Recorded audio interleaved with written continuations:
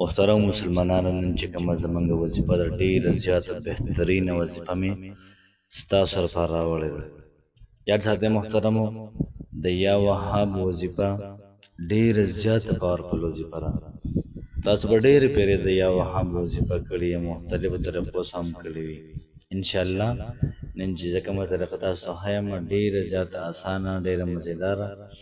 په دې طریقه باندې تاسو د یا وهاب وظیفه وکړئ، انشاءالله العزیز حاجات هم الله پاک قبلوي، مشکلات به الله پاک ختموي، پریشانۍ به الله پاک دا ختموي.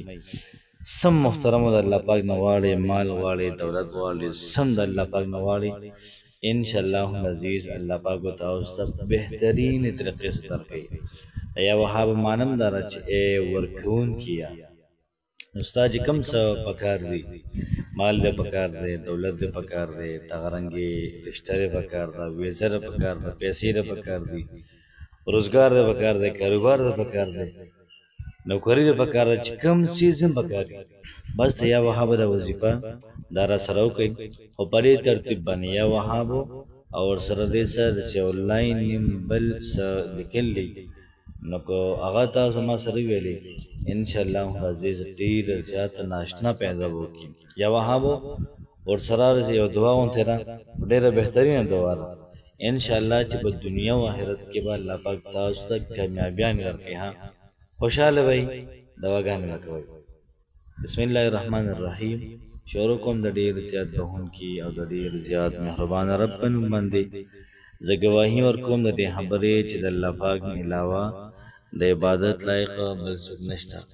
نبی کریم صلی الله علیه و آله وسلم د الله پاک بنده او د الله رسول دی. محترم مسلمانانو، نن چې کومه زموږ وظیفه ده ډېره زیاته عظیم شانه وظیفه ده، ډېره زیاته د لوړ مقام والا وظیفه ده. داسې وظیفه ده محترمو چې کوم د الله پاک نیک بندګان دي 24 ګنټې پراته په یا وهاب باندې، په سجده کې یا وهاب وایي، دغه رنګې په رکوع کې وایي، په تلو کې وایي، په ناسته وایي، په ولاړه باندې وایي، په ملاسته باندې وایي، بلکې یا وهابو د خپل ژوند مقصد احساس کړی دی.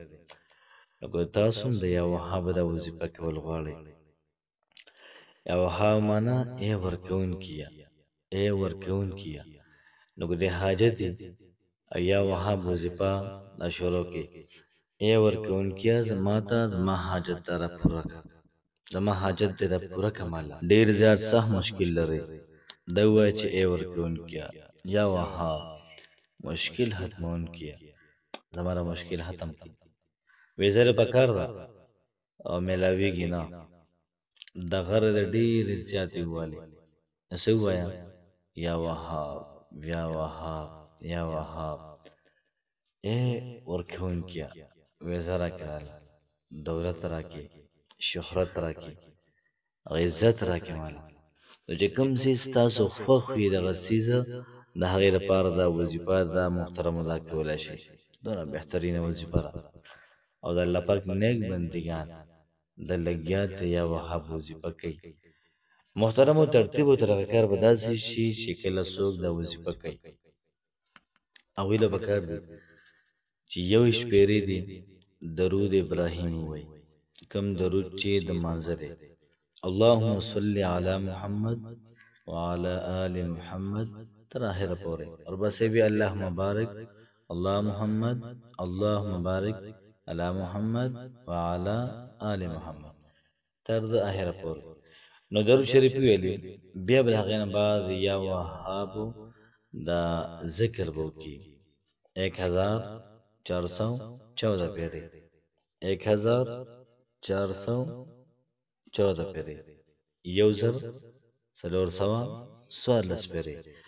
دا به د یا وهابو دا وظیفه دا به وکړي د زړه نه، او چې کوم خواهش یې مقصد یې ارمان یې دا به ذهن کې ساتي، هغې مطابق محترمو دی به دا وظیفه وکړي.